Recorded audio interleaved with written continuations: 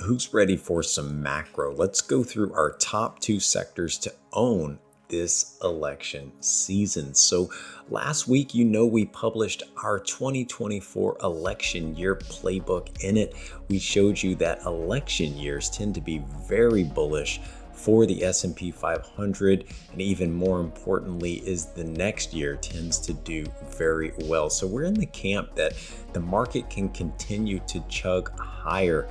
We are not bearish like you see all over the media.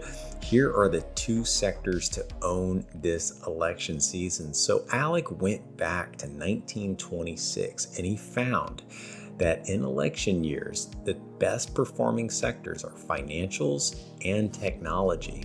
If you go out to the next year, the post-election year, you see financials do very well, and so do technology. If you average those out for the election cycle average, financials are up 17.3%, and technology is up 15.8%, easily outpacing the S&P 500 average return.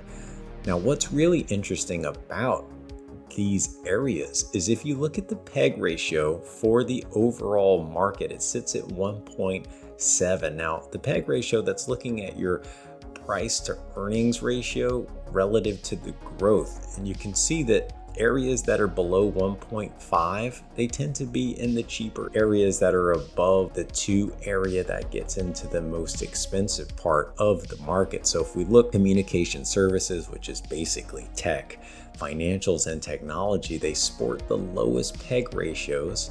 And if you want to know why, it's because their EPS growth is a lot higher than what the market is. So the 12-month EPS growth for the S&P is at 12.8%.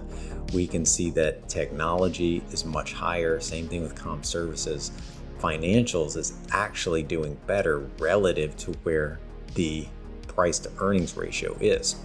So these are very bullish, represent some value in these 2 sectors. Now let's go ahead and see if this ties off with our money flow analysis. And if we look at the S&P year-to-date returns, we can see the market's up 18.8%.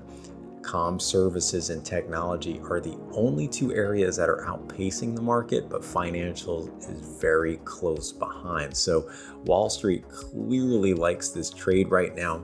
And then of course, if we look at our map scores, which is equally ranking all of the financial stocks and technology stocks in the sector, and we can see the highest map score in the financial area and also in the tech area. Most of this though is due to financials playing this huge catch-up trade. That's why their technicals have really ballooned recently, and we think it's got further to go. Listen, a lot of people are spooked out about what's going on in semiconductors, worried that, what the Donald Trump policy, that he's not going to protect Taiwan. We think a lot of this is just election year rhetoric.